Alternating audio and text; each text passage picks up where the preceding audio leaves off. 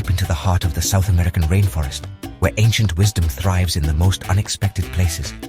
Here, hidden among towering trees and serpentine rivers, live the curanderos, tribal healers who have for centuries tapped into nature's vast pharmacy.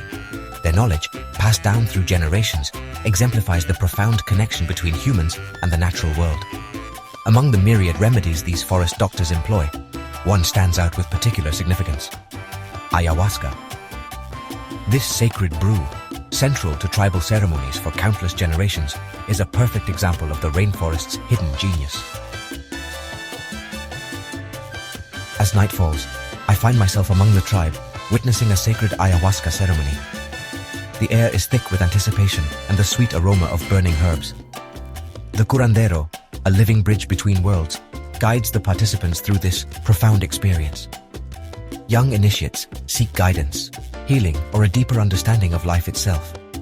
This is more than mere ritual, it's a journey into the very essence of existence. Ayahuasca, I'm told, is both teacher and doctor, purging illnesses of the body and illusions of the mind. In this moment, I'm struck by the immense responsibility these forest guardians bear, preserving a knowledge that could hold keys to our future.